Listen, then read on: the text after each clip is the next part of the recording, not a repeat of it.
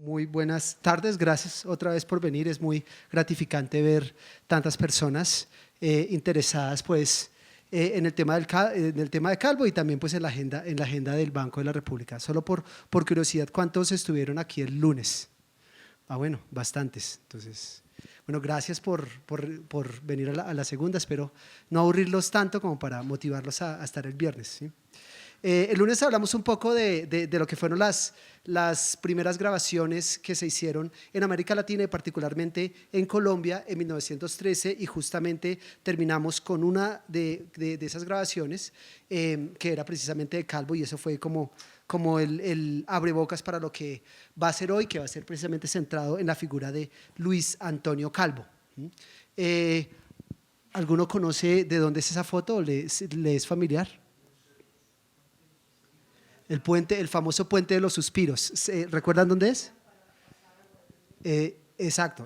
Esto queda muy cerquita, o sea, queda entre Tocaima y Agua de Dios, en Cundinamarca, mucho más cerca de Tocaima, y se llamaba Puente de los Suspiros, y esta foto es más o menos de 1905.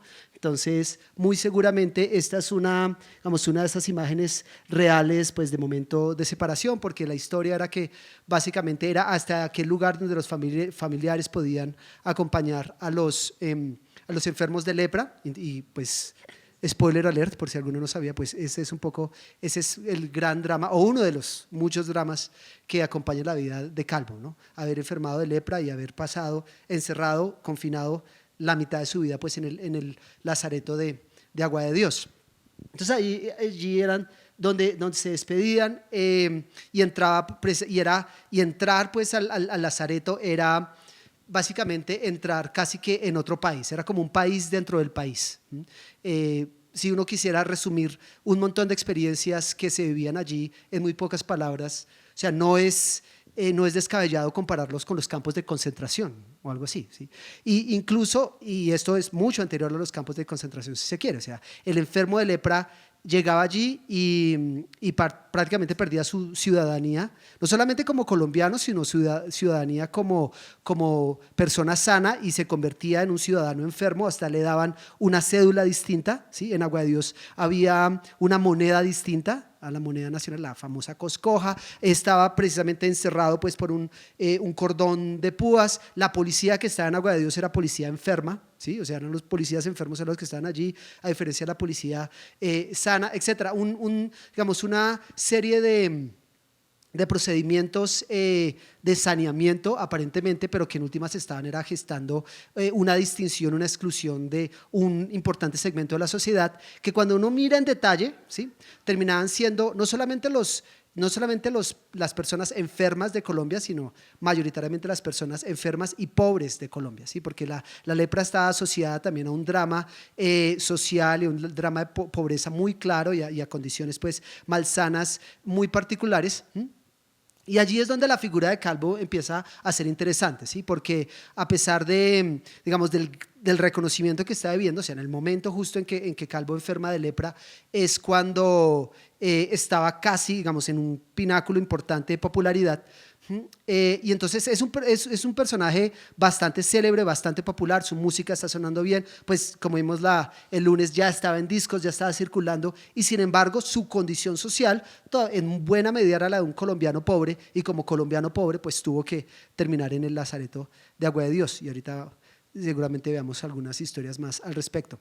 Pero algo más interesante sobre este Puente de los Suspiros, y es que es como un símbolo de muchas historias reales, pero al mismo tiempo de muchas historias fantasiosas y míticas e idealizadas que tienen que ver con la experiencia de muchos de estos enfermos de lepra y de Calvo en particular, ¿sí? Evidentemente desde lo real tenemos todo esto que les conté así muy rápido de experimentar el desarraigo pues, de la ciudad, o sea, el decreto que le dio un poco forma no solamente a los lazaretos, sino a la regulación de tener lugares especiales para separar a los enfermos de los sanos en 1905, pues trajo consigo una serie de medidas muy drásticas. O sea, básicamente cuando se confirmaba un caso de lepra, eso se denunciaba a la policía como un crimen pues, de los más atroces, y una práctica desafortunadamente muy común era la de solamente que la policía iba y tomaba presos prácticamente a los enfermos en las ciudades donde se constataba, sino que les quemaban las casas, o sea, y todo, o sea, era realmente obligarlos a este nuevo pues, mundo social de encarcelamiento pues, por causas sanitarias. Pero a la vez de ese drama real, pues hay un montón de historias que mitifican este momento para muchas personas y para Calvo en particular. ¿Sí? Una de aquellas historias fantásticas que se suelen contar y a veces cuando se está en Agua de Dios se suelen reproducir las mismas historias, es aquella que dice pues algo así como que Calvo iba pues en su drama de la enfermedad, pasando por el puente de los suspiros en 1916 y en un arrebato pues de inspiración acompañado de la nostalgia que ponía al momento, no sé, tomó una hoja y compuso el intermezzo número 1 y ahí está. Y esa es una historia que se sigue reproduciendo. Evidentemente, pues no fue así, el intermezzo pues se había compuesto no solamente 6 años atrás, sino como vimos 3 años antes, en 1913 ya se había incluso grabado, pero digamos, este tipo de historias alimentan, digamos, el misticismo que acompaña la figura de un compositor caído en desgracia. Y guardando efectivamente las debidas proporciones, digamos, hay dos mensajes aparentemente contradictorios, pero igualmente certeros acá, ¿sí? Y por un lado es que evidentemente Calvo como estereotipo y como figura arquetípica, si se quiere, como va a llenar este espacio del músico trágico en Colombia, ¿sí? Pues que digamos, no lo teníamos tan evidente ni tan popularizado, pero que sí, digamos, era en cierto modo una fantasía recurrente en los estudios de la música, ¿no? Entonces, Beethoven fue sordo, Chopin lidió con tuberculosis, etcétera, etcétera, y Calvo viene a ser nuestro músico trágico, ¿sí? Pero entonces, de allí, que eso lleva a veces a construir una narrativa, una historia que acompaña a Calvo, pensando que es mayormente en virtud de su drama y de su enfermedad, pues como que se viene o que se acrecenta su popularidad, ¿sí? Que puede tener cierto sentido, ¿sí? Porque evidentemente el confinamiento va a dar inicio pues, a una relación bastante, si se quiere, trágica y al mismo tiempo célebre entre este músico que está encerrado en el lazareto y la sociedad en general que está disfrutando su música, no solamente en Colombia, sino en muchos lugares del extranjero. Pero aunque eso, digamos, tiene mucho sentido, es importante recalcar que la popularidad de Calvo ya estaba manifiesta y ya estaba en cierto modo ganado antes de la enfermedad, antes del diagnóstico. Entonces ahorita vamos a ver algo muy rápido sobre la biografía de él, pero precisamente cuando uno mira en detalle las noticias y lo que salió a raíz de su enfermedad, o sea, ya tenemos un músico bastante popular y que ganó su popularidad precisamente al fragor pues, de lo que había hecho musicalmente, de lo que había compuesto y lo que había hecho pues, en su música. Pero, entonces, reitero esto porque a veces el enfatizar tanto el drama de la enfermedad como que olvida, digamos, todas estas faenas musicales que ya venían de por sí haciéndolo muy famoso en el medio local. ¿Bien? Ok. Pues, ¿tienen preguntas? No, vamos a… voy a tratar de hacer mi presentación rápido, espero terminar antes de las 6 de manera que podamos tener un rato bueno para conversar entre nosotros. Entonces, este es Calvo. Bueno, tenemos muchos músicos muy populares, muy famosos, muy reconocidos de la primera mitad del siglo XX, pero Calvo sin duda sobresale entre ellos por muchas razones, ¿sí? Ahí tenemos algunas encuestas que se hacían en periódicos en los años 30 y 40 que mostraban que había un nivel importante de recordación, pero sobre todo es como con la música de Calvo se logró como una sintonía o una alineación bien certera, si se quiere, entre lo que podría llamarse el gusto estético y la propuesta, digamos, musical que él venía haciendo. Entonces, mucha de su popularidad otra vez radica en que, en última, su música gustaba y gustaba mucho. Pero al mismo tiempo, porque mucho de lo que él está haciendo musicalmente, como sabemos, va a terminar alineándose con mucho de lo que era si se quiere, lugar discursivo en disputa. Sí, es de lo que vamos a estar hablando bastante, que es aquel terreno de la música nacional. Hoy, digamos, y desde hace algunas décadas, pues tenemos ciertos acuerdos aparentemente claros sobre qué es lo nacional o a qué nos referimos cuando hablamos de música colombiana o de música nacional, ¿sí? Algo así como si nombramos música clásica, cada uno se hace como algunas imágenes en su mente y en sus oídos.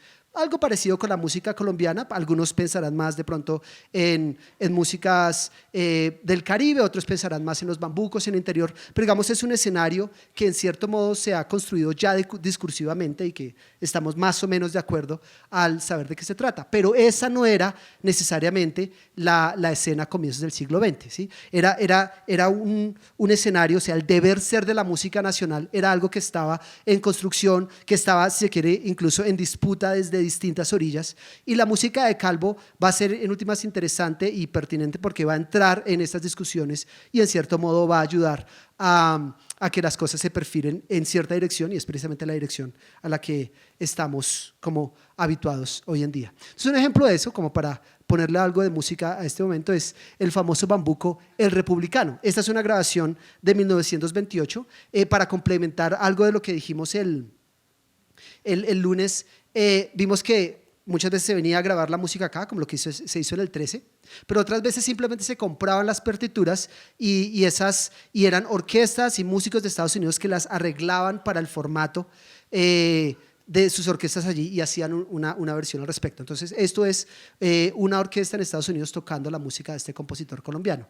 En 1913, sin embargo, esta misma pieza se grabó en Bogotá, pero no tenía el nombre del Republicano, sino se llamaba Qué Delicia. Por alguna razón le cambió ahí. Bueno, vamos allá.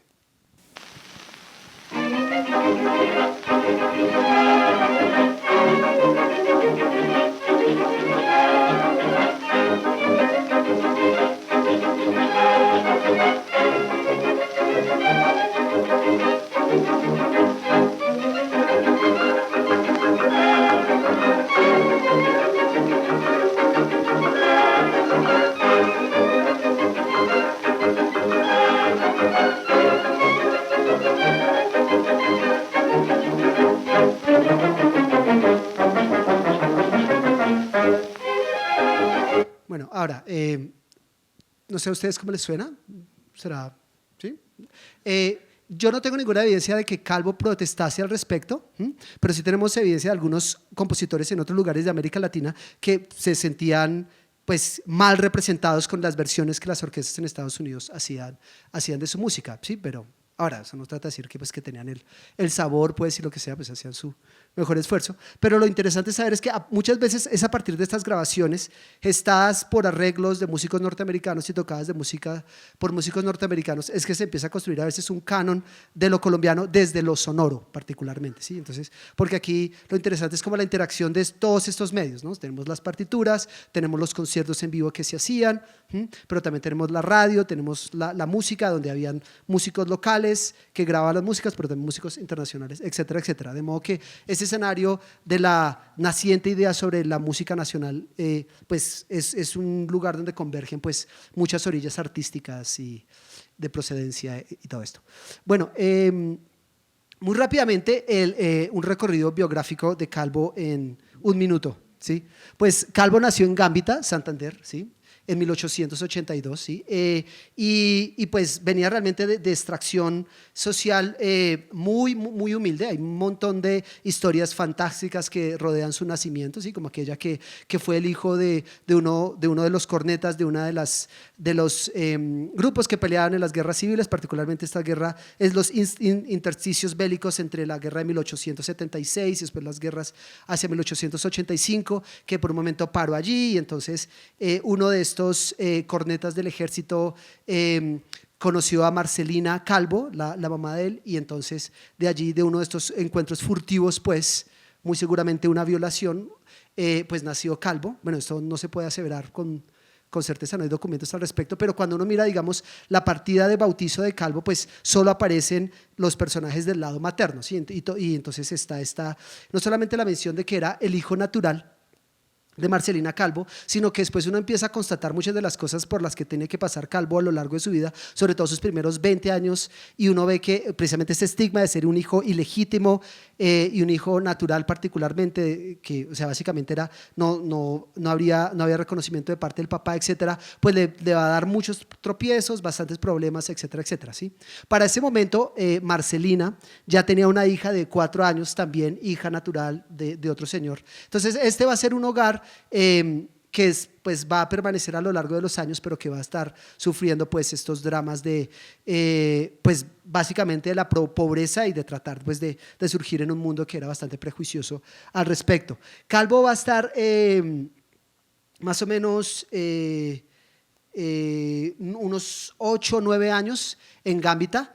A comienzos de la siguiente década precisamente llega a Tunja y en Tunja va a permanecer desde comienzos de la década de 1890 hasta 1905, cuando finalmente se viene a Bogotá. Entonces se hace adulto allí en Tunja, pues y es en Tunja precisamente donde aprende un poco el estudio de la música de manera bastante empírica. Él empezó siendo como un niño mandadero en una tienda de abarrotes, y este dueño de la tienda de abarrotes era también un señor bastante aficionado, era un músico aficionado, y que tocaba muchas serenatas y todo eso, y Calvo empieza allí, aprende a tocar piano, violín, canta en los coros religiosos de la iglesia, pero cuando trata él quería ser cura y no pudo, y muy seguramente parte de la razón por la que lo rechazaron otra vez era este estigma de ser hijo natural. Algo interesante es que, a pesar de estar en esta categoría de músicos aficionados, tanto su empleador y los otros músicos con los que tocaba, Calvo leía muy bien partituras, aparentemente un oficio recurrente para él, y esto es antes evidentemente de la era de los discos y todo esto. Va a ser tocar y casi que ininterrumpidamente el piano en fiestas y todo esto, lo que le permite como no solamente acumular un repertorio bastante amplio de cosas, sino también desarrollar habilidades bien importantes en la lectoescritura musical.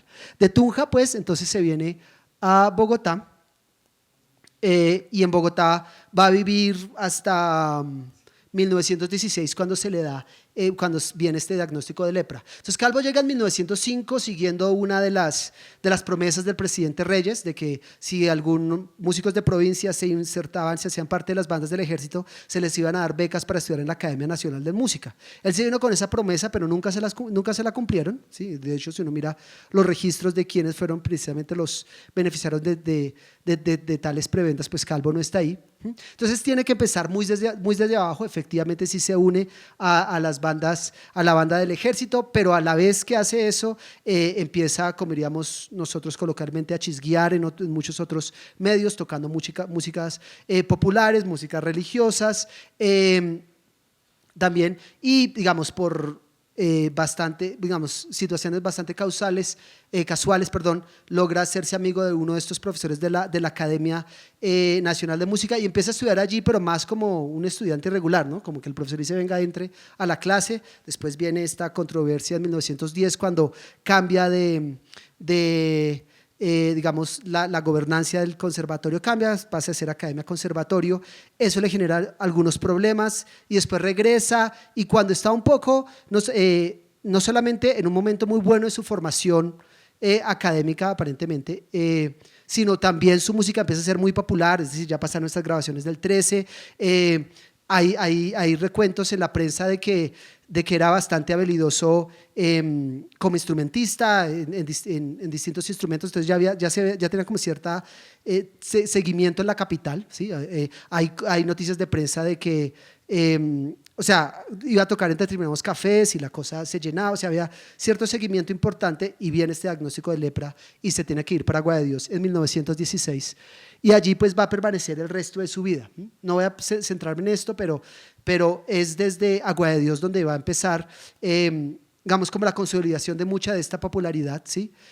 A reafirmarse mucho del perfil estético que venía desarrollando desde antes, pero también a formarse esta situación que realmente es única si uno lo piensa dentro del escenario de los músicos en el mundo, ¿sí? Y es algo que apenas hace muy poco me he venido dando cuenta, ¿sí? O sea, realmente hay muy pocos músicos en el mundo en general, en la historia de la música, que hayan vivido, digamos, tal escenario de confinamiento y al mismo tiempo mantenido como este nivel de productividad y de de vigencia, digamos, en el medio artístico, y eso hace a Calvo bastante interesante.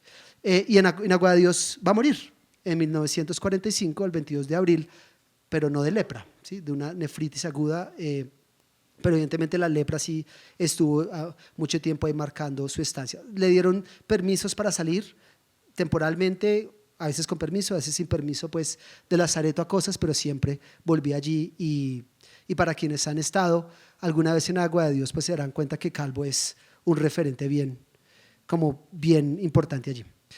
Bueno, escuchemos un par de cosas, sobre todo para pensar ahora en la música de Calvo y pensar en cierto modo como en lo polifacético que era él en su propuesta musical. Entonces tenemos muchas de estas composiciones que están anclados a este escenario, lo que empezaba a ser la música nacional de entonces, si se quiere, los pasillos, los bambucos, las danzas, etcétera, etcétera, mayoritariamente las danzas, pero también otro tipo de composiciones, si se quiere, de una aspiración mucho más académica, sin decir con esto que la música de Calvo sea música clásica o música académica, pero sí había cierta aspiración un poco de ingresar, digamos, en otros escenarios compositivos. Entonces lo primero es el Trébol Agorero.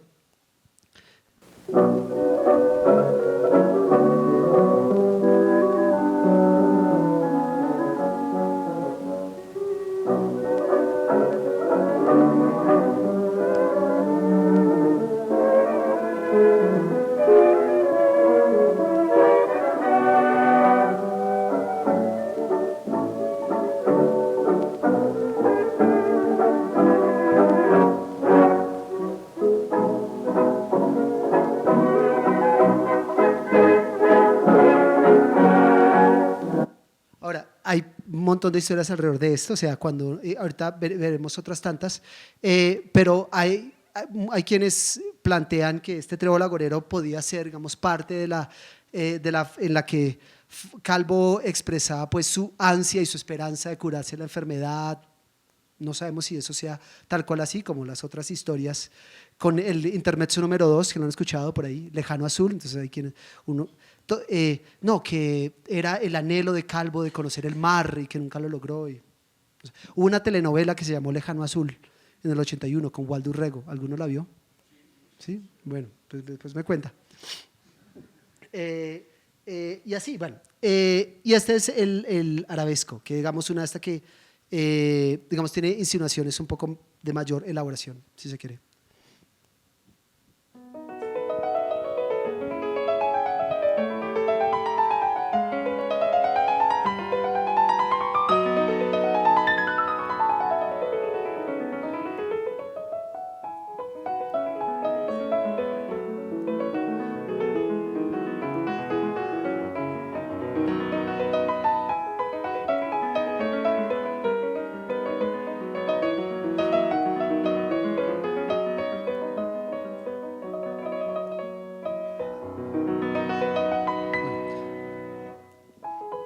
Ahorita vamos a ver un poco más, digamos, de esta paleta de géneros en los que incursionó Calvo. Entonces, algo rápido, quiero concentrarme en lo que me queda de tiempo en estos tres aspectos, como un rápido itinerario, hablar más puntualmente de la música de Calvo, las características y un poco en cuanto al mundo discográfico que viene acompañando esto también, hablar de momento un poco la experiencia del exilio, un poco como de lo que iniciamos, y para terminar hablando de este escenario pues, que nos convoca también hoy, y como Calvo puede ser un referente importante a la hora de pensarnos estos 200 años, o sea, como un momento clave en la configuración de estas ideas sobre lo nacional, la música nacional, y cómo, digamos, Calvo hacía parte de esos debates en aquellos años.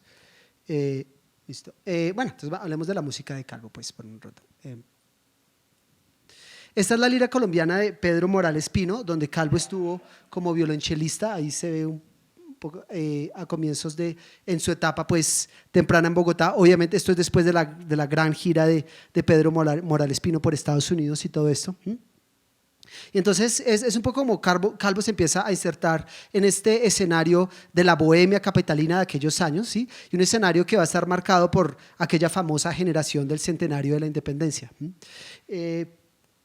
Y estos van a ser un poco digamos, la contraparte y los colegas pues, estilísticos que van a acompañar a Calvo, entre muchos otros. Como vimos el lunes, algunos de estos grabaron también en las sesiones de Bogotá en 1913. Pero lo interesante es cuando uno mira muchos de estos compositores en contexto y Calvo como parte de ellos, pues uno encuentra una serie de aspectos bien interesantes en común.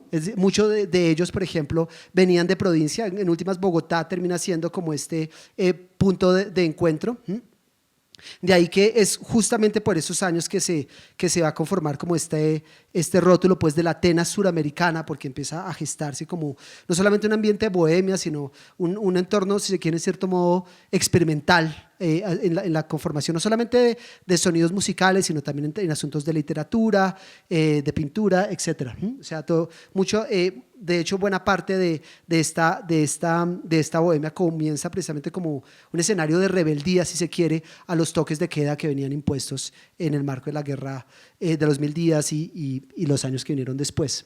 Entonces, tienen en común esto, también muchos de ellos tienen que, pues como estrategia laboral, afiliarse precisamente a las orquestas, bien sea la policía o el ejército, como Jerónimo Velasco o el propio Calvo.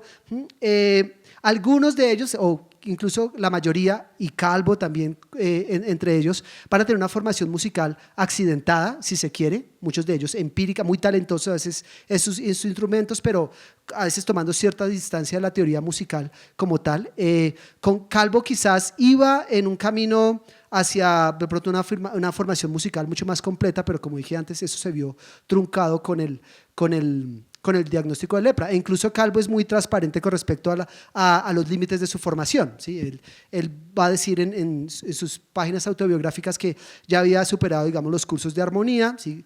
Y está hasta ahora empezando a ver la parte de contrapunto, si se quiere, cuando vino el diagnóstico aquel. Entonces, como que dentro de esta secuencia natural de los estudios de la música, como que quedó truncado allí. Y cuando uno mira, digamos, las características musicales de su obra, refleja precisamente no solamente esas limitaciones, pero sobre todo como un aprovechamiento hasta tan rico como es posible de lo que pudo cosechar hasta el momento, ¿sí? Entonces, y por último, pues justamente van a ser estos compositores los que van a empezar a gestar este corpus de composiciones que va a terminar tomando la forma como de un canon de lo que va a empezar a asumirse décadas después como la música nacional o la música colombiana, si se quiere, que en buena medida, si uno pudiera resumir mucho de lo que pasa musicalmente en aquellas partituras, buena parte de ello se limita a ser bastante obedientes o sistemáticos o rigurosos, si se quiere, en delimitar unos ritmos específicos. ¿Sí? Es decir, si se va a escribir un bambuco hay que ser como leal con cierta estructura rítmica, ¿sí? Las peleas de cómo se transcribe el bambuco son otras y de eso no hablaremos hoy, pero digamos era un escenario en disputa, pero es decir, el bambuco se escribe así o el pasillo tiene estas características o con la danza pasa esto, y muchas de esas cosas son, y particularmente en la obra de Calvo, muy explícitas, ¿no? O sea lo claro de la característica del nivel está en lo que hace la mano izquierda, porque la mayor parte de la obra de Calvo pues es para piano, y eso acompañado pues de melodías creativas, etcétera, que es donde está la mayor parte del talento de Calvo. Si uno mira, si un talento tenía Calvo a flor de piel, era en la gestión de melodías. Entonces, digamos, en términos técnicos, mucha de esta música va a ser de esta música homofónica, ¿no? O sea, básicamente melodía con acompañamiento. En cierto modo, y a riesgo aún de quizás de ser un poco esquemático, la obra de Calvo, y tenemos algo así como cerca de 260, 258 títulos en el catálogo que se ha podido recuperar, es quizás en un 80%, algo así, miniaturas musicales para piano o de pronto un abultado repertorio, si se quiere, de música de salón, ¿sí? Una herencia pues inequívoca del siglo XIX, ¿sí? Pero reinterpretado pues a la luz de las nuevas modas musicales, de también estos nuevos discursos de configuración sobre un escenario de lo nacional, sin que signifique aquello pues que Calvo estaba componiendo solo bambucos, pasillos. De hecho, la cantidad de bambucos es muy corta, digamos, en comparación con otros géneros. Hay muchas danzas, algún relativo número de pasillos, pero no se quedó ahí, ¿no? O sea, también incursionó, como veremos, en tangos, one step y música si se quiere, cuasi caribeña y cosas de este estilo. Es que hemos hecho un par de cosas para ver ejemplos de esto. Seguramente ya conocen el Intermezzo número 4, pero tocado aquí por Oriol Rangel, que quizás fue uno de los pianistas que más se involucró expresivamente con la música de Calvo.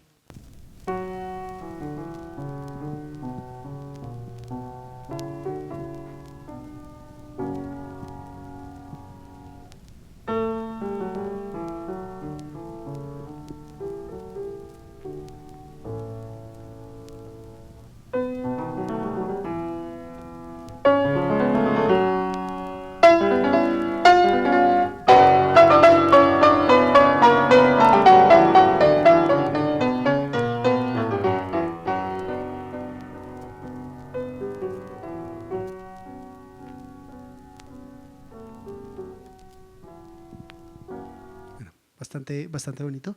Y Arroyito, ¿qué murmuras? Un pasillo.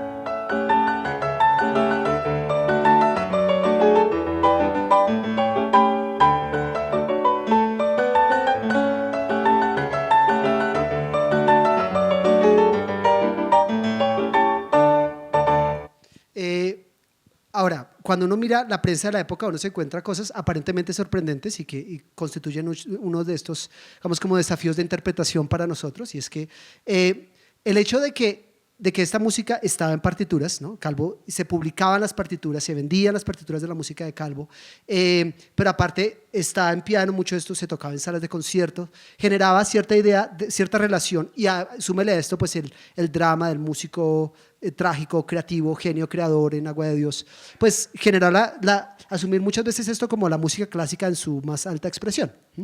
Y entonces uno se encuentra cosas en los periódicos como que bueno, pues Mozart y Beethoven hicieron cosas chéveres, pero Calvo se los lleva, ¿sí? O hablando de, bueno, si Strauss hubiera conocido a Calvo, hubiera aprendido cómo es que se escribe un vals y cosas por el estilo. Ahora, uno que puede pensar al respecto, dice, no, pues esa gente está loca, no sabe de qué está hablando. Es una alternativa, pero es más como pensar precisamente esto, el escenario social, el imaginario que se construye en torno pues, de esta música, de que el piano está presente, ¿sí? Y de allí epítetos que seguramente que ustedes han escuchado famosos como el Chopin colombiano y cosas así, ¿sí? Si uno va, digamos, en términos de técnicos y de lo que puramente están exhibiendo las partituras a nivel armónico, melódico, pues evidentemente, claro, Calvo está muy, muy lejos de Chopin, ¿sí? Pero es más en términos del imaginario que se construye y la forma en el que estos sonidos, ¿sí? Pues como que llenan ese escenario pues, del músico talentoso, clásico, genial, etc. En su mayoría, y voy a hacer dos cosas muy rápidas sobre la música, y esto aplica no solamente a Calvo, sino a muchos de los compositores del momento, son música que son evocadoras y más bien poco descriptivas. ¿Qué quiere decir esto? O sea, muchas veces, muchos de los contenidos o de las interpretaciones vienen de los títulos y no tanto porque la música exprese una determinada realidad, ¿sí? Sí, entonces, porque muchas de estas tenían títulos de mujeres, cosas así, y no necesariamente porque sonara pues, a una cosa particular. Ejemplo de ello pues, puede ser Malva Loca, aquí en una versión de Trío 3,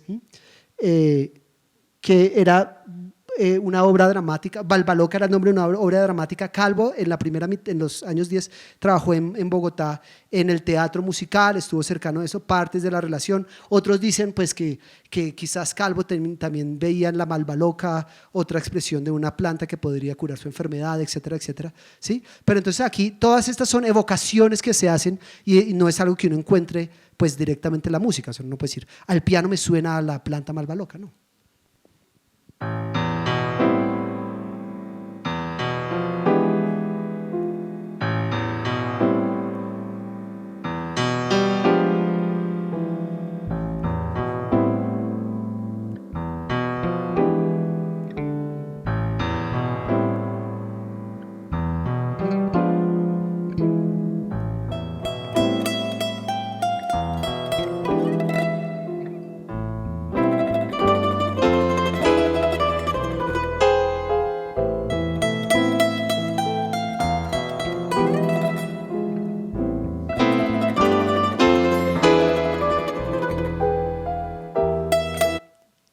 Sin embargo, hay excepciones, como esto, Diana Triste, donde puede haber algo más, digamos, de cierta descripción de tristeza, si se quiere.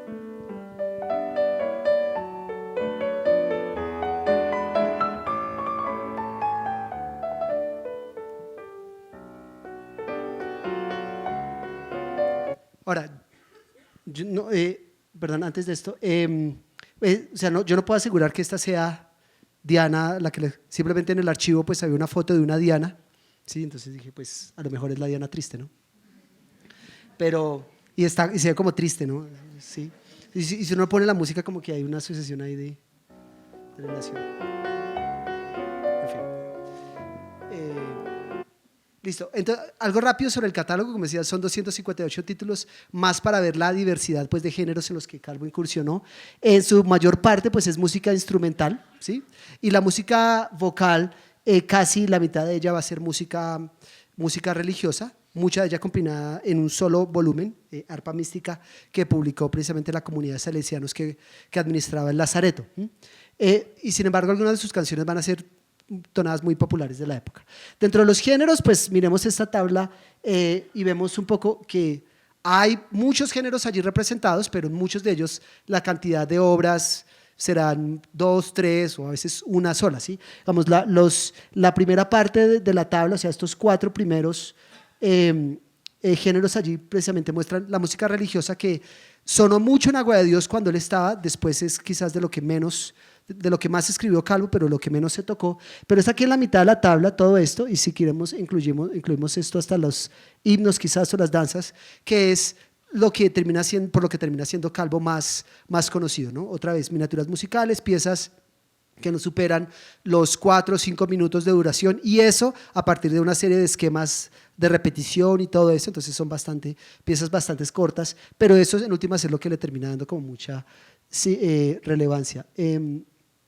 Aquí, ¿qué me pasó con esto? Acá están otros en los que ya empiezan a ser menos el porcentaje de cosas de las que escribió, y así, tangos, preludios, y otros que son solamente de una cosa, ¿sí? Incluyendo, ¿sí? La fantasía sinfónica, la famosa escenas pintorescas de Colombia, que ahorita hablaremos algo de ella, ¿sí? Y cuando Calvo escribió eso, precisamente él se quejaba de lo complicado y de lo cansón pues que era escribir la música para tantos instrumentos. En otras palabras, sí, o sea, él, digamos, se movía como pez en el agua, pero en este mundo de la composición de piezas cortas para piano. Esto es algo de lo que grabó Calvo en 1913, La Danza Livia, que fue quizás su primer hit. Él escribió esto todavía cuando estaba en Tunja, ¿sí? Y llegó a ser una tonada muy famosa de la época, incluso antes de que estuviera en el disco, ¿sí? Y empezó a ser como de estas cosas que se pedían mucho en la fiesta y que le empezó a garantizar cierta popularidad tanto en Tunja como Bogotá. Y con quien está ahí, presumiblemente, es uno de los hermanos Sánchez Lara, con los que Calvo tenía el famoso terceto Sánchez Calvo, que era piano, flauta y violín.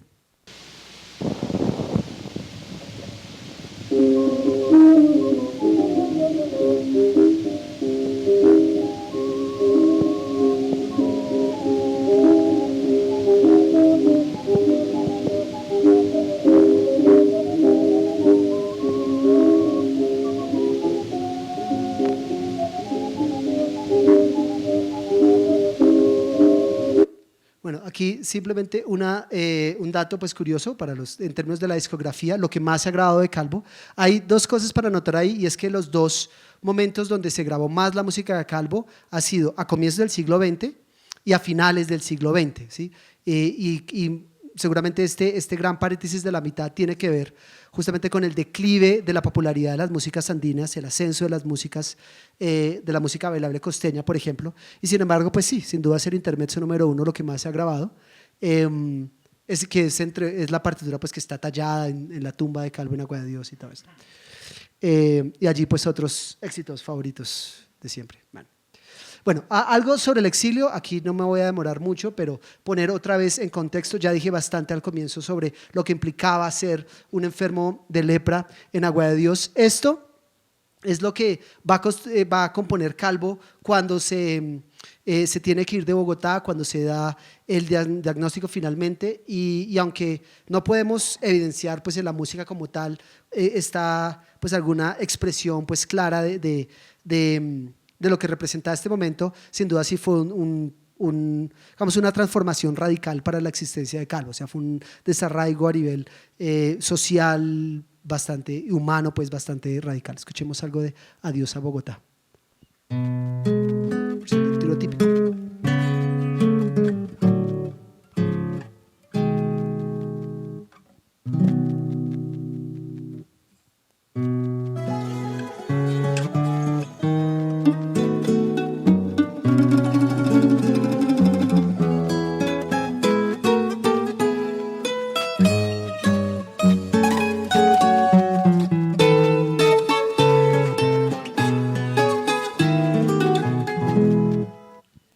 La danza fue sin duda quizás el género que más, en cierto modo, dominó Calvo y en el que hizo cosas quizás muy interesantes. Este es Calvo por los años, esta fue una foto que salió en la revista Cromos, y este era Calvo más o menos para la época en que tuvo que irse de Bogotá para Agua de Dios, ¿sí?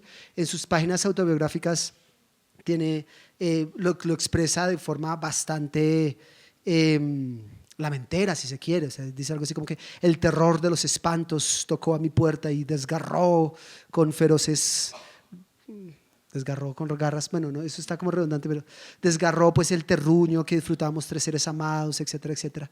Y es que Calvo, como decía, había tenido un momento, había gozado de una popularidad buena en Bogotá, pero eso, digamos, le costó mucho llegar a eso, ¿sí? O sea, él vivió una época bastante pobre. O sea, bueno, para los que sí se interesan en la cosa, en el libro que tengo sobre Calvo, como que hay un recuento detallado de lo que podía ser el costo de vida de Bogotá en aquellos años y lo que se ganaba Calvo. Entonces, se ganaba algo así como 50 centavos, que era algo como suficiente para vivir, pero por una buena temporada el ejército, por una norma del presidente Reyes, les bajó eso como a la cuarta parte, y entonces eran 3 viviendo con eso. Y sí, y mucho, digamos, en ese no comer bien, no poderse cambiar de ropa, el piso de tierra, etcétera, etcétera, mucho de eso pues terminó deviniendo en su enfermedad, ¿no?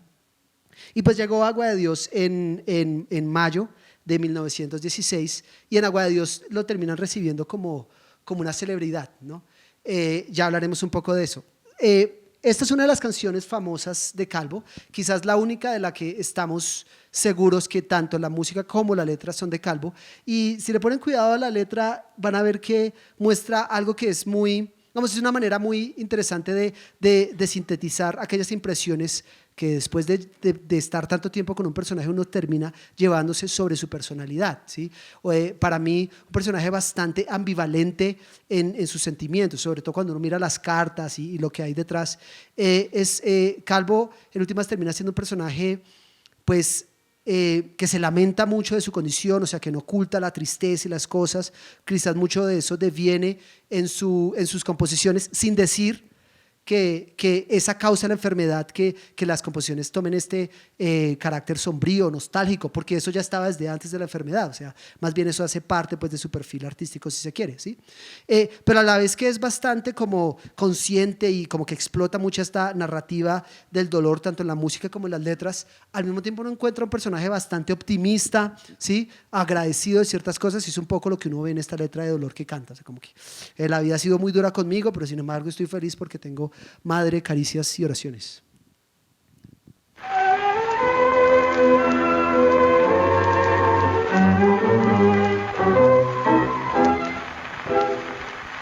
Oye, mi bien, yo soy feliz, llevando el mar, mi dolor fue un tesoro guardo aquí, que me acompaña con amor, y ese tesoro es para mí, vida y dulzura en mi aflicción. Tengo un amante fiel, que Dios me dio con tanta unción, ya ves mi bien feliz yo soy, llevando el mal y mi dolor. Ayer nomás la vida sonreía, llenando el alma de gratas ilusiones. ilusiones, todo era paz, ensueño y poesía, en el hogar de todos mis amores, hasta que un día el hada del destino cubrió de luto y de dolores a un trovador que luego en su camino de oriente va rimando sus canciones y no le importan abrazos ni martirios,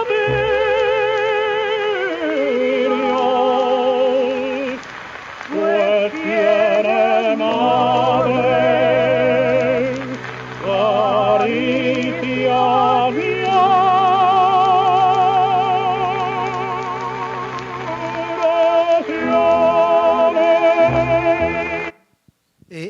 José Moricho y Margarita Cueto realmente eran cantantes muy, muy famosos en la época, algo así como, no sé, Enrique Iglesias o Juanes o algo así por eso. Sí, y entonces eso, y esto otra vez, una de estas grabaciones que se hacen en Estados Unidos en 1928 y tiene que ver un poco también con eso, o sea, Calvo estuvo recluido en Agua de Dios, ¿sí? Por casi 30 años y sin embargo su música circulaba grandemente, o sea, sus partituras llegaban a distintos puntos de América Latina. Una vez sus partituras llegaron a Venezuela y eso hizo que se hiciera amigo y después novio de una venezolana, pero solo fueron novios por cartas, fueron novios como por 16 años, pero todo fue epistolar. Y bueno, yo estoy haciéndole propaganda al libro, pero si usted mira ahí, o sea, es muy chévere ver la progresión de las cartas, como la primera carta es una cosa de que maestro, yo admiro su obra, me puede mandar, claro, y empezar, pero después se empiezan a hacer amigos y entonces todo por cartas, y entonces se empiezan a hacer amigos, después se vuelven novios y se empiezan a pelear y ella le hace escenas de celos. Bueno, evidentemente yo solo tengo las cartas de Rosario, ¿sí? Por las de Calvo, quién sabe dónde habrán parado, ¿sí? Pero entonces, y ella le hace escenas de celos por todas las admiradoras y que tenía Calvo, etcétera, etcétera. Se prometen el cielo y la tierra, una vez en un momento tratan de ver si planear una expedición a Hamburgo, que estaba atada con un tratamiento médico que quería hacer Calvo, no le resulta porque justo en esos años, eso es a finales de la década de los 20, el representante de Calvo en Bogotá le roba un montón de plata, Calvo se deprime, se acaba la relación, bueno, terrible. Y al lado de eso, pues otras relaciones amorosas que no funcionan. Calvo finalmente se casa cuando él tiene 60 años con una mujer de 30 y a los 2 años, y el matrimonio le duró 2 años y medio porque se murió, ¿sí? Y entonces, o sea, pero en todo ese tiempo que él está en el lazareto, pues él termina siendo una figura pública. Entonces, a la vez que está sufriendo pues el confinamiento, él es realmente una celebridad, no solamente como músico, porque toca en muchos de los escenarios pues, festivos y religiosos de Agua de Dios, es el que afina los pianos, es el profesor de música de todos, tiene coros, es aparte un vocero para obras públicas, pelea con el gobierno, fue hasta ¿cómo diría uno? Como reportero, corresponsal de Laureano Gómez, pero de lo que pasaba en Agua de Dios, y le componía música a Laureano Gómez, porque Calvo, eso sí, era un godo de esos así, pues, y precisamente muy amigo de Laureano Gómez. Sin embargo, Calvo también era muy amigo de Emilio Murillo y de muchos liberales, tanto así que faltó poco para que Eduardo Santos fuera el padrino de matrimonio de Calvo. Entonces, o sea, como un ejemplo muy bueno como de tolerancia entre partidos en últimas ocasiones. Pero, en fin, pero esto es una cosa, por ejemplo, que dijo un reportero que visitó a Calvo cerca de los años 40. Agua de Dios es la tierra de los más punzantes y fundamentales contrastes. Allí, en ese cementerio de los vivos, es donde la vida revienta como una inmensa flor de sangre y en donde la muerte, lenta pero segura, es límpida alba de resurrección. Vivir en Agua de Dios es morir, y morir en la ciudad del dolor es vivir. Y surgían una serie de reportajes y cosas así sobre él, porque era, o sea, de hecho para un periodista ir a Agua de Dios era de por sí guardando las debidas proporciones, y no, espero que la comparación esté bien, pero era algo poco parecido a los reportajes. ¿Se acuerdan en la época dura de los secuestros y que había periodistas que iban allí y que era pues un drama para el periodista? Un poco así era ir a Agua de Dios, o sea, el proceso de desinfección para poder entrar al lazareto era una cosa muy complicada. Calvo incluso compuso una danza que se llamó Aire de Afuera, o sea, un poco hablando, digamos, de esos prejuicios sobre los que entraban y salían del lazareto, etcétera, etcétera. Y aquí está Calvo, esto es Agua de Dios. Bueno, que es de las muy pocos lugares en Colombia en cuya plaza central no está ni Bolívar, ni Nariño, ninguno héroe de la independencia, sino Calvo el músico, ¿sí? El otro es Ráquira, donde ahora está Velosa, pero es que Calvo está en el centro pues de la Plaza Velosa, lo pusieron todavía como un ladito ahí en medio de un jardincito, ¿no? Entonces definitivamente es un referente emblemático tanto de la temporada en la que vivió allí antes de 1945, como lo que vino a ser pues después la configuración y el emblema. Esta estatua se edificó en 1974 y obviamente hay chistes al respecto, ¿no? No chistes, como historias fantasmagóricas, ¿no? Que al arquitecto no le dieron una foto de Calvo, sino de Laureano Gómez, porque este era el peinado de la época, ¿no? O sea, Jorge Eliezer Gaitán, Laureano Gómez, Calvo, todos tenían como el mismo engominado hacia atrás, y hay quienes protestan, pero el símbolo es para Calvo. Y quiero cerrar con esta parte sobre la música nacional, ¿sí? Lo que terminaba pasando.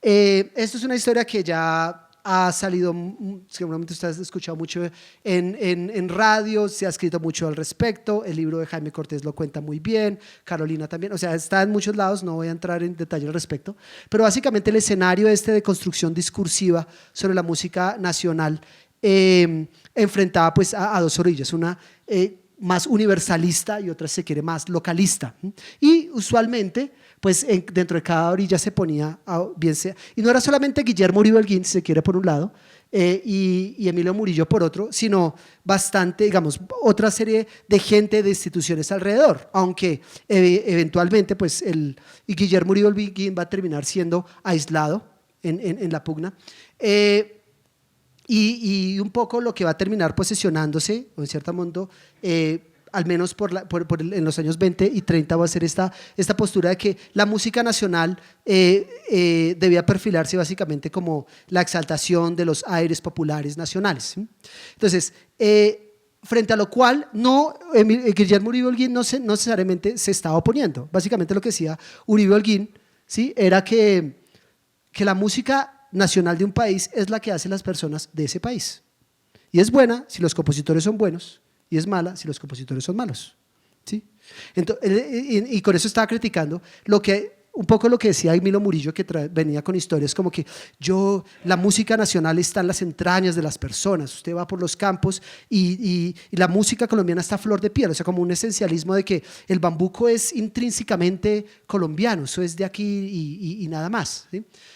A lo cual respondía Guillermo Uribe Holguín con cosas como que mire, esta célula rítmica que usted asume como que exclusiva del bambuco, pues está en este cuarteto de cuerdas de Beethoven, ¿sí? O en este preludio y fuga de Bach está la célula pues rítmica no solamente del pasillo, sino hasta después lo que sería la música llanera o lo que sea. Entonces decía, o sea, la música de por sí, o sea, tenemos unos elementos musicales, si se quiere, universales, de los cuales echamos mano para hacer nuestras músicas. De ahí que era una invitación a hacer con música de alta calidad, etcétera, o bastante elaborada, de un formato académico que pudiera estar a la altura de la música académica de otros países. Pero desde acá eso se interpretaba como, o sea, a Guillermo Uribe Holguín no lo bajaban básicamente de apátrida, ¿no? Es que usted está rechazando el bambuco, está rechazando lo nacional, solo el extranjerismo, no sé qué, y entonces eso, digamos, en términos del discurso terminó aislando un poco a Guillermo Uribe Holguín y al mismo tiempo pues posesionando no solo discursivamente lo que estaba pasando acá, que era algo en lo cual pues la prensa era el escenario pues predilecto para que se desarrollaran esas disputas. Calvo, si uno mira lo que decía y pensaba Calvo al comienzo, de pronto estaba más cerquita del lado de universalista, o sea, él estaba, digamos, propugnando por si se quiere, un lenguaje un poco más académico. Cuando Guillermo Uribe Holguín se ganó el Premio Nacional de Composición en 1924, Calvo fue de los pocos que lo felicitaron, ¿sí? Porque era una obra, era Premio Nacional de Composición, ¿sí?, colombianismo y tal, y muchos se ofendieron por eso, porque cómo le iban a dar el Premio Nacional, ¿sí?, a una obra que era clásica, que era inspirada pues en músicas que se asumían como extranjeras, etcétera, etcétera, y hubo como bastante controversia al respecto. Calvo estaba muy cerquita, pero en términos, digamos, de las faenas y de la red de relaciones que tenía, de la gente con que se relacionaba, y también en últimas con el mismo como estilo que terminó desarrollando su perfil compositivo, pues cada vez se fue moviendo más hasta que finalmente quedó. ¿Sí notaron que aquí era joven? pero es que me tomé mucho tiempo haciendo esa diapositiva ahí. Entonces aquí está Calvo, joven, el de 16, pero ya cuando está más viejo ya está evidentemente de la otra orilla y que es muy, muy claro en sus declaraciones, ¿no? Las declaraciones a comienzos de los años 20 son bastante reconciliadoras, de esto de explorar, de explorar, digamos, las posibilidades académicas de la música nacional, si se quiere, pues ya al final pues ya está muy de una cosa quizás tan militante como lo de Emilio Murillo, y evidencia de eso, pues bueno, por un lado esta va a ser como la rosca, por decir, de muchos de estos que van a ser parte de esta oleada en términos de escribir la música nacional en esos términos. Muy chévere esa foto, ¿no? Si Wilmar está acá, no. Bueno, yo sospecharía mucho, ¿sí? Porque Calvo en este momento está internado en el Lazareto y esto al parecer pasó muy cerquita a Bogotá en 1935, cuando le celebraron las bodas de plata del Intermezzo, ¿se acuerdan? Que pusieron en 1910, y eso es algo muy curioso que yo no he encontrado en el caso de otros compositores, me corregirán si estoy, pero en el caso de otros compositores en general, ¿sí?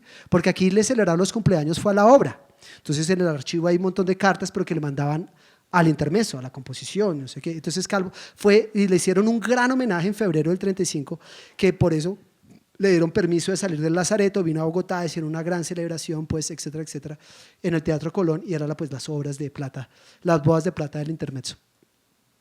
Y para cerrar, viene esto de las escenas pintorescas de Colombia, ¿no? Que va a ser un poco la culminación de muchos de estos esfuerzos compositivos, pero sobre todo la elevación y el moldeamiento de una propuesta musical particular, la de Calvo, ¿sí? Que se asume como modelo, pues, no solamente de la música colombiana por antonomasia, sino también, digamos, del elevamiento de dicha música, pues, al escenario de lo folclórico.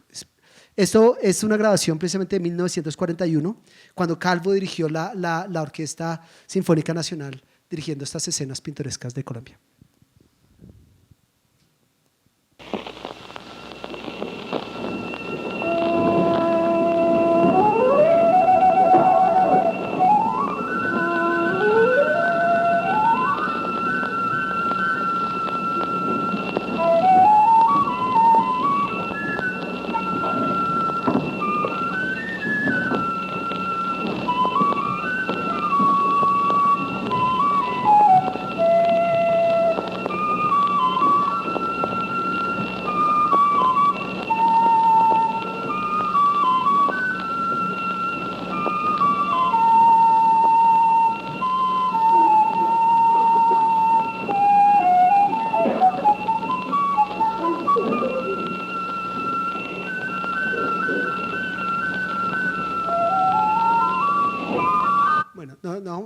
La cosa está larga, pero esto es una obra de 55 minutos, donde básicamente es un mosaico, si se quiere, una asociación de distintos ritmos autóctonos, donde de un momento a otro suena el himno nacional y después suena el intermezzo, y hay bambucos y guabinas y todo esto, y hay un texto que lo acompaña, sí, porque hay una, o sea, si se quiere, como música programática, pero forzada, pero música programática no porque la música necesariamente sea descriptiva, sino porque hay un texto que escribió el propio Calvo que como que hace alarde al programa, pues, y es una progresión de campesinos que van de la zona rural, pues, hasta a celebrar a la Virgen de Chiquinquirá, etcétera. Entonces, pero si uno mira todos los elementos musicales y culturales que están alrededor, casi que son como la contraparte musical de muchos de los discursos en torno de la formación de la identidad nacional que se venían promulgando a lo largo de la República Liberal, ¿sí? Que a su vez era también como los últimos reductos, pues, de celebrar la popularidad y el posicionamiento y la predominancia, si se quiere, de la música andina como música nacional, porque como sabremos es justamente hacia estos años donde no solamente viene el declive en términos de popularidad de esta música, sino el auge de las músicas populares costeñas, y entonces vienen figuras emblemáticas como las de Lucho Bermúdez, de quien hablaremos el viernes. Muchas gracias. Dentro del repertorio que veíamos, ¿qué tanto en qué porcentaje estaría escrito únicamente como para piano y pues la obra que presentaste al final de la parte colombiana, él escribió para orquesta también. Sí, en su, digamos, quizás en un 90% lo que Calvo escribió fue solamente para piano.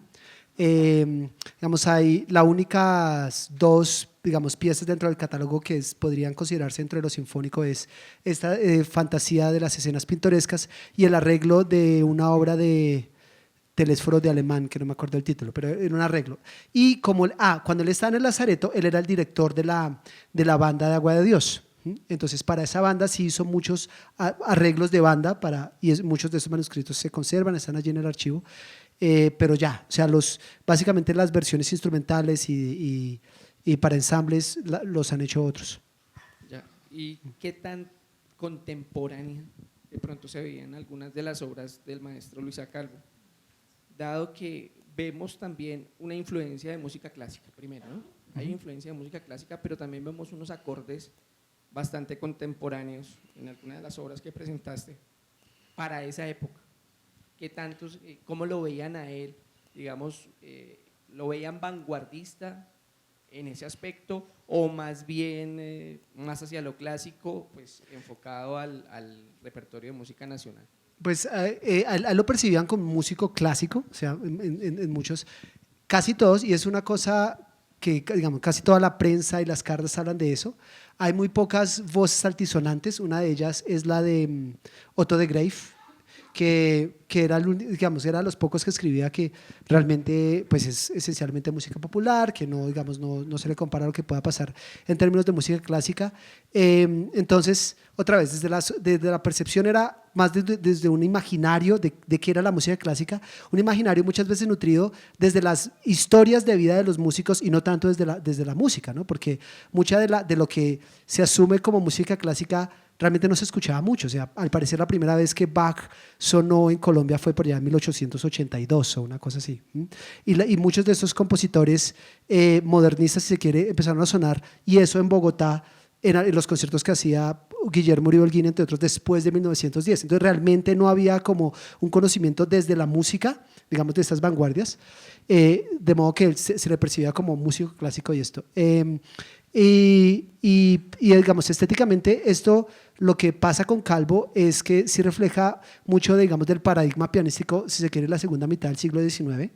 En los archivos se conservan mucho, digamos, algunos de los manuales de piano con los que estudió y donde, digamos, es casi que exclusivamente música tonal con, digamos, alguna serie de insinuaciones cromáticas o modulaciones y dominantes secundarias y esto, pero sí, pero casi nada de armonía tonal, nada de dodecafonismo ni nada de eso, ¿sí? No sé si, o sea, digamos, estos acordes que a uno le puede parecer exóticos, pero respondían, digamos, de la misma música para piano que él tocaba de compositores de final románticos, pues. Sí, y como influencia sí veía algo de Bach en una de las obras, el inicio específicamente. Sí, y hay quienes, por ejemplo, en este arabesco también ven, digamos, como insinuaciones o cosas parecidas al arabesco de Debussy, cosas así. O sea, Calvo, o sea, tuvo acceso a algunas de estas escuelas pianísticas y tocó esos repertorios y era reconocido como un gran pianista. O sea, eso sí, sí leía muy bien, tocaba muy bien. Néstor. Aló. Gracias. ¿Cuánto tenía o no tenía lepra finalmente Luisa Calvo? ¿Cuántas copias del libro sacó? ¿Y qué piensa de la biografía como género musicológico? Bueno, ese tema de la lepra sigue siendo controversial. Una vez El Tiempo, por allá en los años 80, sacó alguna portada que decía Calvo no tenía lepra, el gran error. Desde mi investigación, o sea, yo lo que puedo afirmar es que sí tenía lepra, o sea, porque, digamos, o sea, la historia clínica como tal está perdida, o sea, se siguió mucho, hay muchas historias alrededor de eso, pero, digamos, muchos de los síntomas apuntaban a que efectivamente sí tenía lepra. Digamos, era una cosa, lo que pasaba era que no, o sea, no era, hay dos tipos de lepra, una es la lepromatosa y la otra es tuberculoide, pero ya no me... Necesito ver mi libro ¿sí? Entonces una de ellas es esta lepra, digamos, del imaginario, de que se caen los miembros y todo eso. Esa no era la de Calvo, ¿sí? Pero sí hay, digamos, exámenes de laboratorio, cosas que se conservan en el archivo que muestran que evidentemente sí salía positivo en esos exámenes de lepra. Hay testimonios de algunos de los médicos que lo vieron, ¿sí?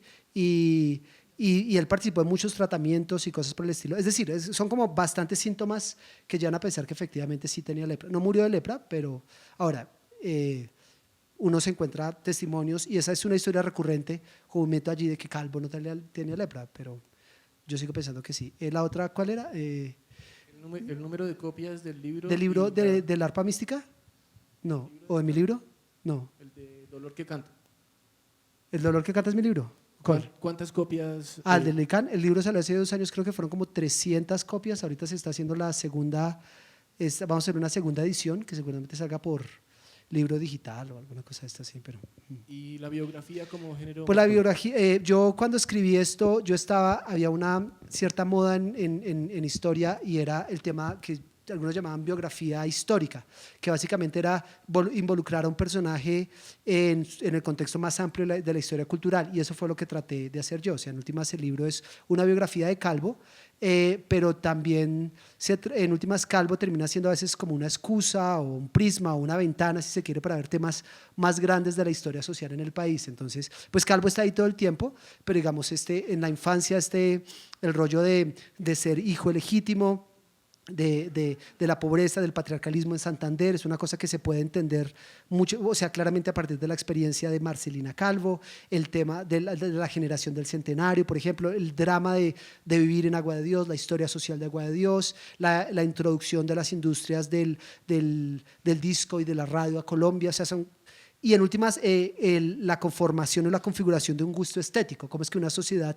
termina como gustándole una cosa y cómo un compositor participa de suplir eso, digamos, son algunos de los temas que se ven en términos más grandes. O sea, esa es la forma en la que yo veo la biografía.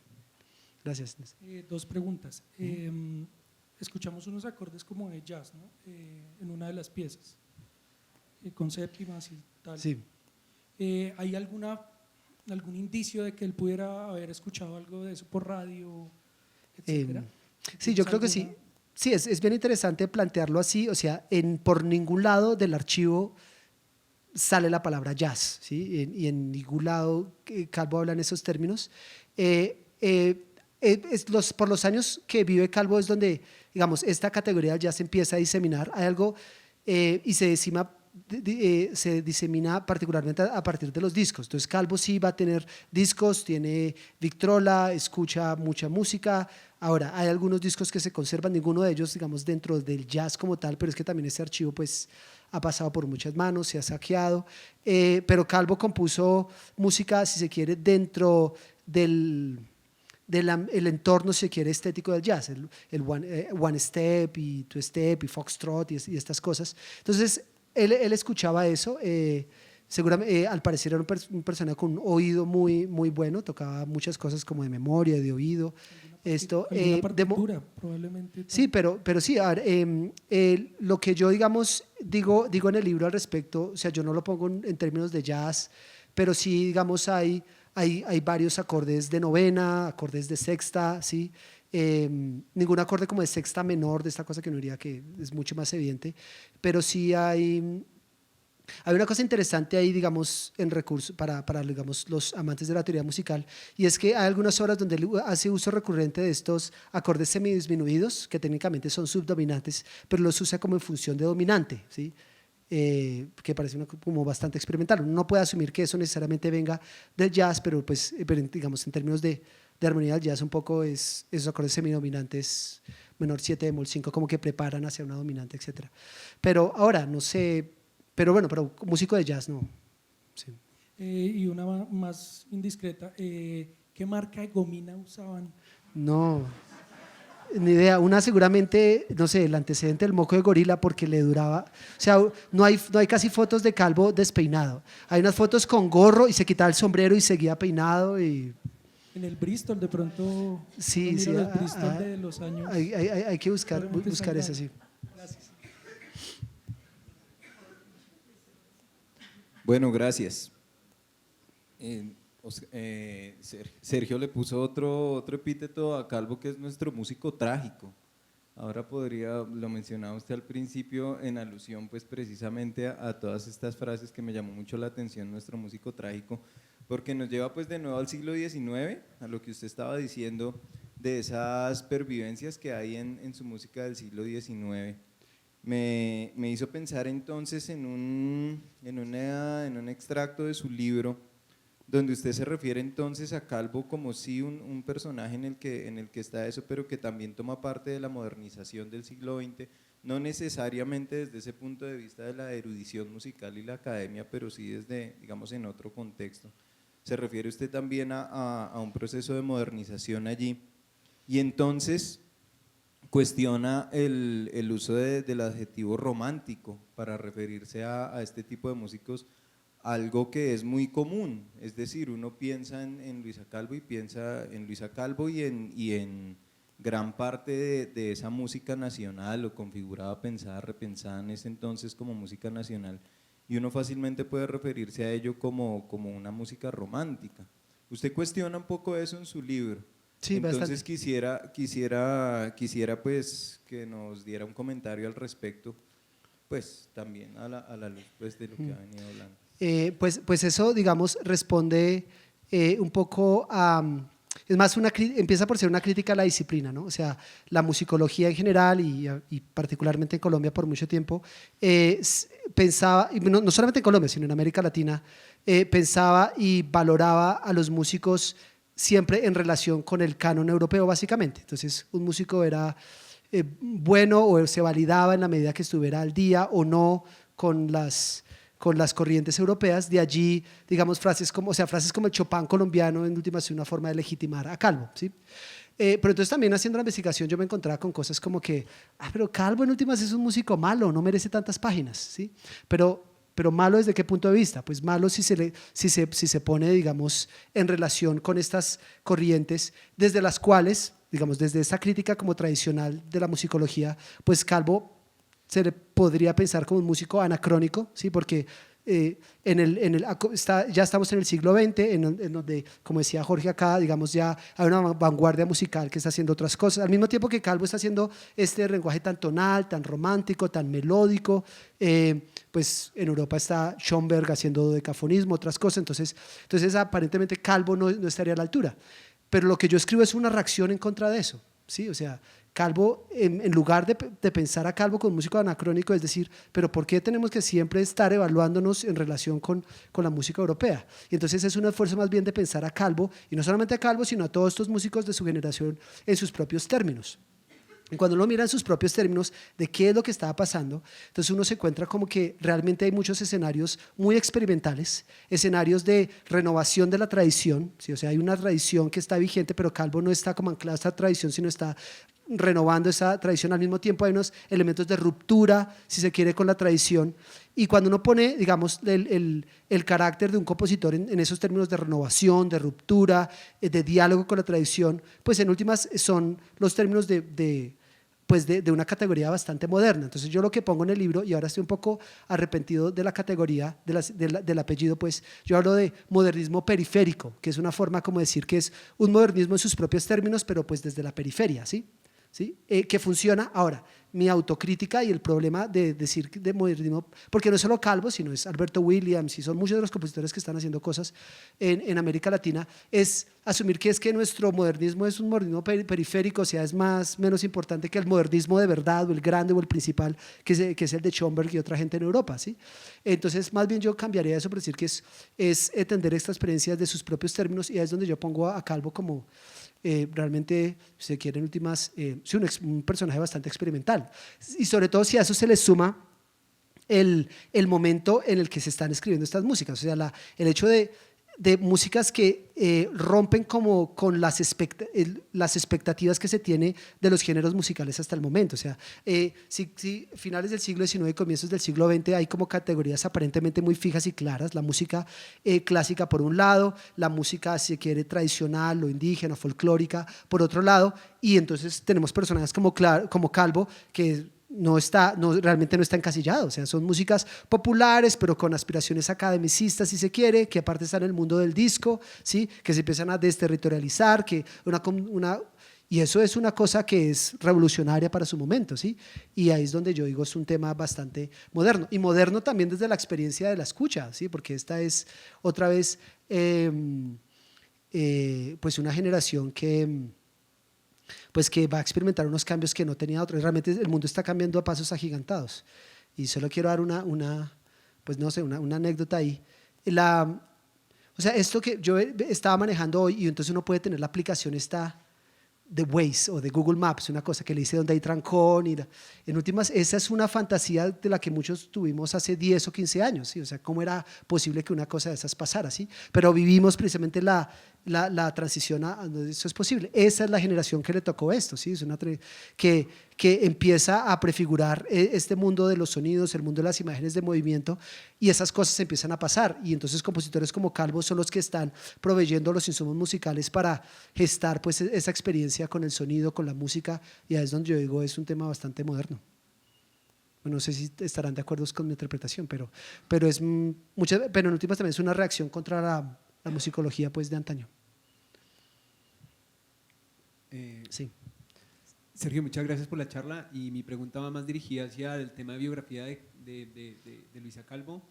De los últimos años de vida, ¿se sabe o se tiene algún indicio de hasta qué año estuvo componiendo o hasta qué año también estuvo tocando o algo por el estilo? No sé si me pueden... Sí, claro, hay un acervo documental valiosísimo, que son las cartas que le escribía Calvo a su representante en Bogotá, un señor llamado Humberto Correal.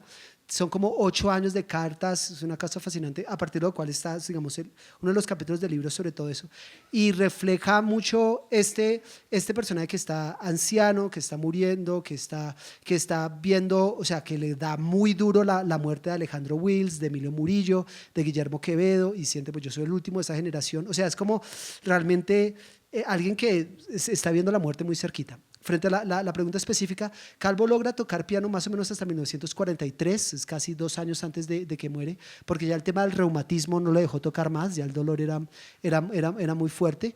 Eso le va a llevar a digamos, un momento de depresión importante, pero él sigue componiendo cosas hasta casi 6 meses antes de morirse. O sea, en diciembre del 44 él estaba intercambiando cartas y está con, no quiero equivocarme, no sé si es, bueno, uno de los Pardo Tobar, con respecto a un proyecto de hacer una película / documental sobre música boyacense, y él iba a hacer como la banda sonora para eso, y alcanzó a escribir Rosas de la Alborada, que fue quizás el último bambuco que compuso, que iba a ser la banda sonora. Él cumplió su parte con la música, finalmente los productores de la película por asuntos de presupuesto no lo hicieron, pero hasta ese momento estuvo componiendo, ¿sí? Casi hasta el final.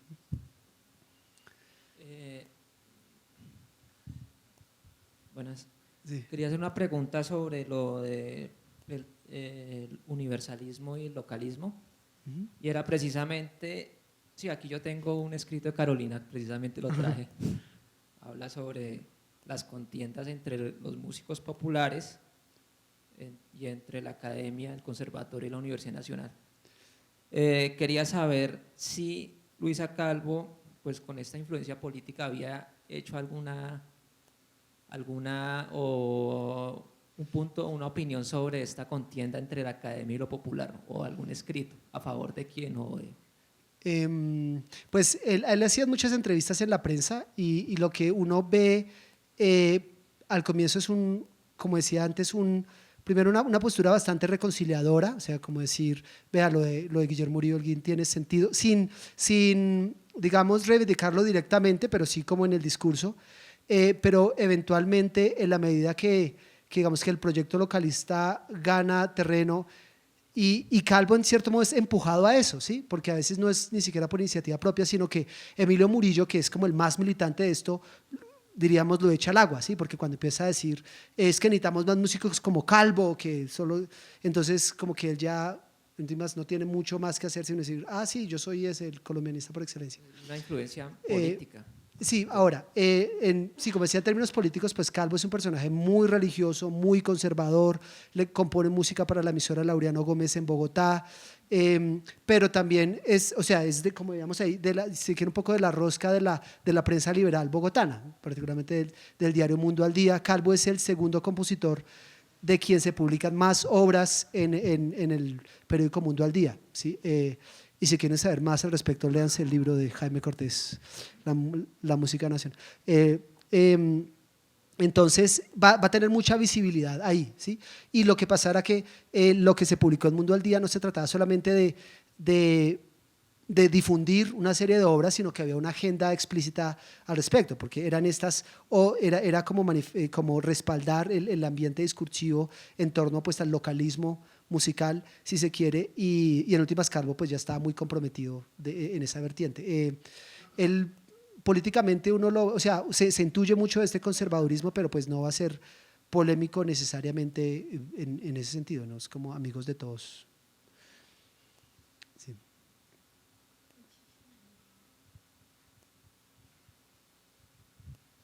Bueno, muchas gracias. En parte ya resolviste muchas dudas que tenía con lo que acabas de responder, y ahora que volví a mencionarlo de escenas pintorescas, no sé si hay alguna relación con la Sinfonía del Terruño de Guillermo Uribe Holguín, porque gira en torno un poco como a lo mismo que ¿cómo se dice? La peregrinación a la Virgen de Chiquinquirá. Porque, entonces, mi pregunta es, ¿existe algún tipo de relación? ¿No será mera coincidencia? ¿O puede ser, no sé, tal vez alguna especie de homenaje? Sí, yo no creo que haya sido mera coincidencia. Yo lo veo más como un guiño, si se quiere, a la Sinfonía del Terruño, pero en ningún lado explícito, ni en la música, ni en el programa, ¿sí? Porque en últimas Guillermo Uribe Holguín, dentro de este combo de nacionalistas, era, o sea, a veces en la prensa lo pintaban de apátrida o poco menos, ¿no? Entonces, puedo estar equivocado, pero la forma como que yo veo es, Calvo siempre guarda una simpatía muy fuerte por Uribe Holguín, por la música académica, por esa postura, pero que hagamos que no la puede expresar ni se atreve a expresarla públicamente en ningún momento. Un dato interesante sobre estas escenas pintorescas de Colombia, y ahí es donde mi libro es como saga, libro de Carolina, es que hubo esta escena terminó ganando el concurso de composición que hizo Indulana y Rosellón en ese año, ¿sí? Calvo, entonces fue muy curioso porque Calvo era el director de la banda Agua de Dios, y a él le llega la invitación, o sea, llega la convocatoria para el concurso, pero a él le llega la invitación y a él lo mencionan en la convocatoria, pues ya como un músico añejo, o sea, básicamente diciendo, era una invitación que decía, necesitábamos recuperar la música andina, recuperar los bambucos y músicas, que vuelvan los Pedro Morales Pinos, en plural, que vuelvan los Luisa Calvos, que vuelvan así. Esto ya era el 41. O sea, algo en el que aparece en la revista Micro, que sí, menciona. exacto, pero sí, entonces llega la invitación, Calvo se presenta a ese concurso, pero el que se lo gana realmente en la primera ronda es un músico, es Luis María Zulategui, ¿es José María? Luis María Zulategui, y hay una controversia gigante porque este es un músico español que se gana un concurso de música colombiana.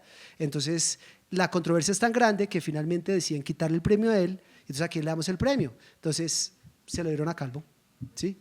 Que había mandado esta. Ahora, no. Sí, pues seguramente por méritos, no sabemos si era que quedó de segundos o simplemente era una jugada realmente para quedar bien con el concurso, pero es donde, digamos, se le da otro cuarto de hora a este compositor cuya música ya está bastante viejo, su música ya, sus éxitos eran de casi 20 años atrás, y pero entonces viene un programa que está súper en la agenda política de la República Liberal,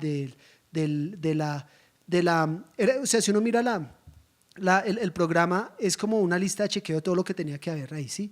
Catolicismo, Virgen de Chiquinquirá, Bambuco, Himno Nacional, el Guatecano de Dimero Murillo, no sé qué, la música típica, etcétera, etcétera. Entonces, okay. Vale.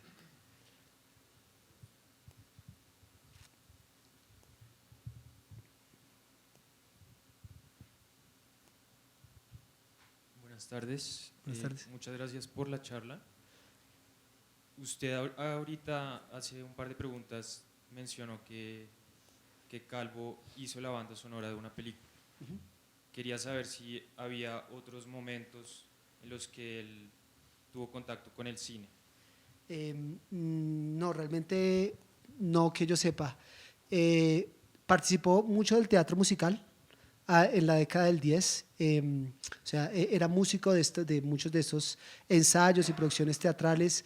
Escribió una opereta que fue muy bien recibida por la crítica en cuanto a la música, no tanto en el libreto, una cosa que se llamó Una noche en París en 1920, 1921, pero hasta ahí, ¿sí? O sea, no… sí, falta mirar un poco más sobre… eso, digamos, hace parte como un nuevo proyecto de investigación que estoy haciendo, un poco mirar la industria del disco en relación con la industria del cine mudo, pero pues no, o sea, no escribió muchos himnos de muchos lados, de colegios, del himno de Pereiras de Calvo y cosas así, pero del cine no que yo sepa. ¿Y usted ha visto La tragedia del silencio?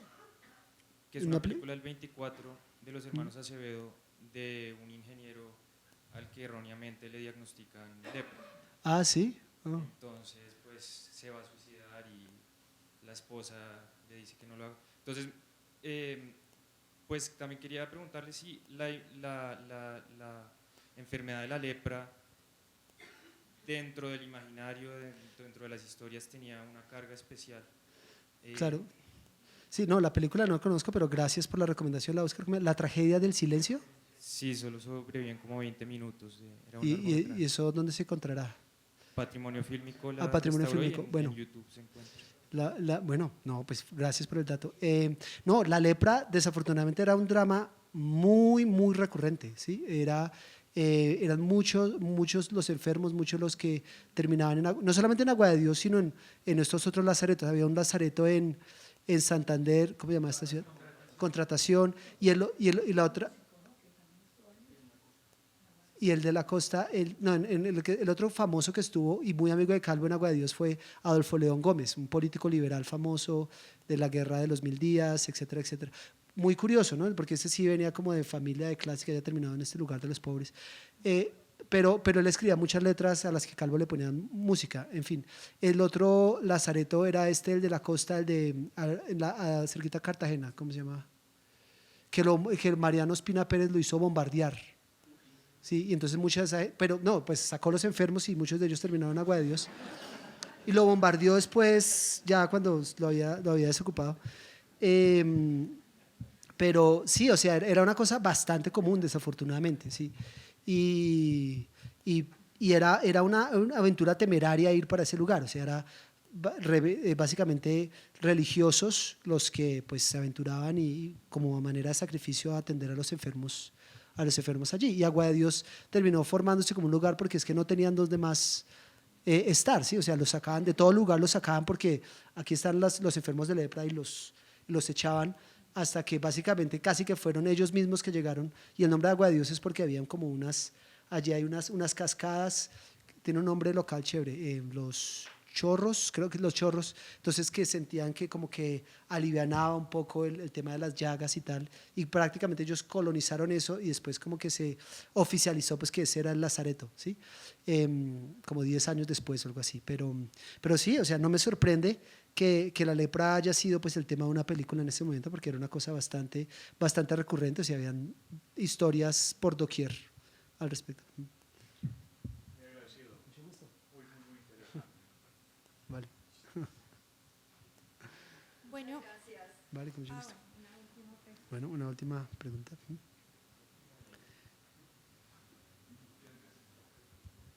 Muchas buenas noches, muchas gracias por la charla, por la conversación. Pues me hizo recordar de la novela que pasaron en el año 81, 82. Ah, sí. De Lejano Azul. Por la extinta programadora Ponch, si no estoy. Sí, era Ponch. Y era al mediodía y tal. Sí, era mediodía. Usted la vio y si alguien sabe dónde se puede conseguir un resumen o una copia. Yo tengo un libro que no he sacado, que es algo así como, es un libro en inglés como el Afterlife de Calvo, o sea, como Calvo después de Calvo. Porque o sea, este libro se acaba con la muerte de Calvo, pero todo lo que pasó con la vida de Calvo, el drama de construir la estatua, etcétera, etcétera, es mucho. Pero digamos, el gancho para eso va a ser esta telenovela, y estoy detrás de eso hace mucho tiempo. No lo he conseguido. Parece que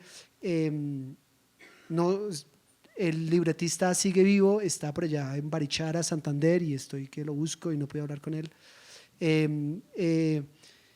Fue con Waldo Urrego, tuvimos una conversación muy larga, él hizo de Calvo, y pues pues dentro de las cosas que contaba es que mucha de la producción se hizo justamente en Agua de Dios, y la gente a él lo recibía como un héroe pues local, ¿sí? O sea, casi que asumían, aquí está Calvo otra vez, o sea, como que la personificación casi que se la tomaban por cierta, y ahora, él recuerda eso como uno de sus papeles pues más, o sea, que le generó más cariño y cosas así, pero sí, será fascinante ver cómo se representó a Calvo en ese momento.